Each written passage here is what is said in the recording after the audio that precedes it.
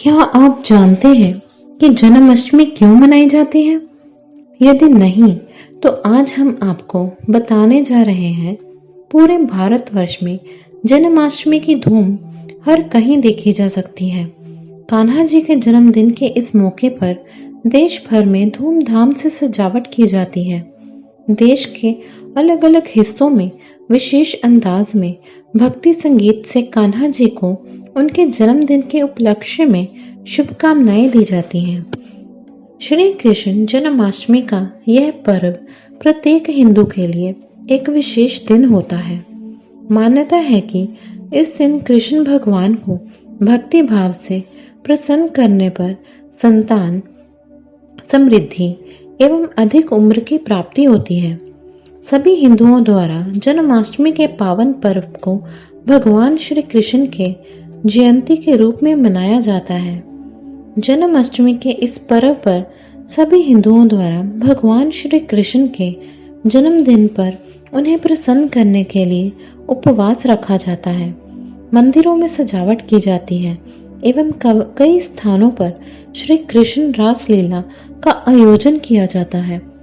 हिंदू धर्म की मान्यताओं के अनुसार सृष्टि के पालनकर्ता कहे जाने वाले भगवान श्री हरि विष्णु के 8वें अवतार प्रभु श्री कृष्ण हैं और कृष्णा जी के जन्मदिन के इस शुभ अवसर पर इस दिन को जन्माष्टमी के रूप में मनाया जाता है। भाद्रपद माह के कृष्ण पक्ष की अष्टमी को मध्य रात्रि में मथुरा नगरी में श्री कृष्ण भगवान ने पृथ्वी पर अपना अवतार लिया। उस समय मथुरा के राजा अत्याचारी कंस के प्रहार से प्रजा काफी दुखी थी। इसीलिए दिन दुखियों के रक्षक भगवान श्री कृष्ण स्वयं इस दिन पृथ्वी पर अवतरित हुए थे। जन्माष्टमी के पर्व पर होने वाली चहल पहल पूरे भारत में देखी जाती है। इसके साथ साथ विदेशों में रहने वाले भारतीय भी वहां जन्माष्टमी के पर्व को धूमधाम से मनाते हैं। भक्तों द्वारा जन्माष्टमी के इस पर्व पर उपवास रखा जाता है, मंदिरों को सजाया जाता है, लड्डू गोपाल की मूर्ति को झूला झुलाया जाता है, भजन कीर्तन किए जाते हैं। इसका साथ ही अनेक स्थानों पर युवाओं में इस दिन दही हांडी तोड़ने का जोश देखा जाता है।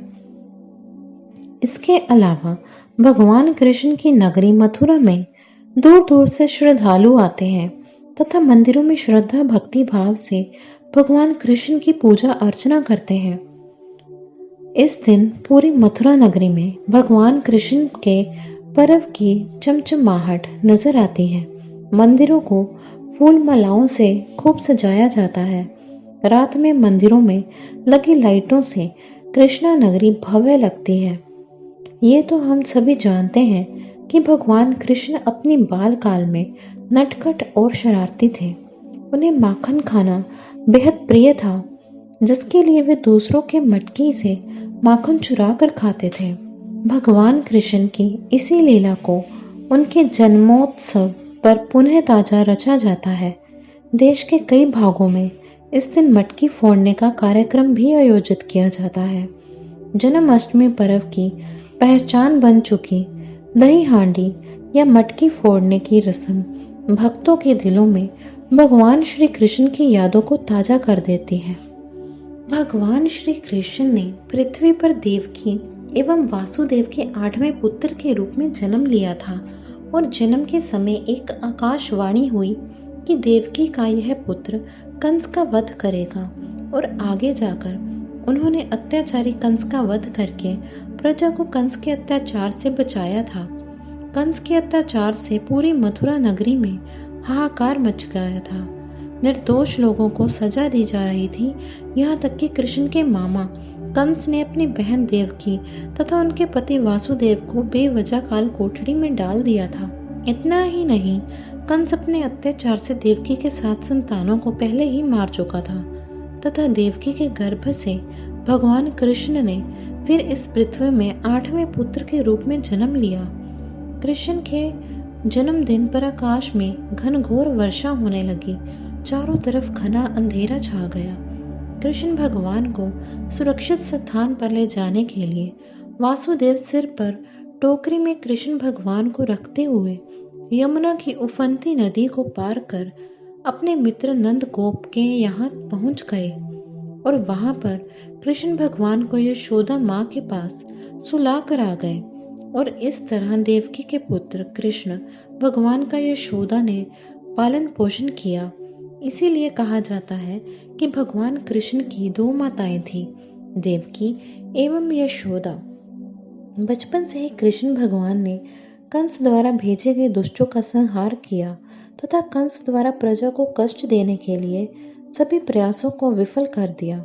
फिर अंत में एक दिन कंस का वध करके उसके अत्याचारों से प्रजा को मुक्ति दिलाई।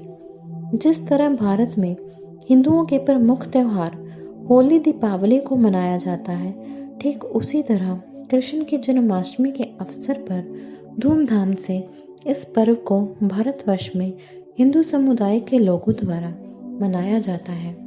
देश के प्रत्येक राज्य में अलग अलग तौर तरीके से जन्माष्टमी की पूजा कर भगवान श्री कृष्ण को प्रसन्न किया जाता है।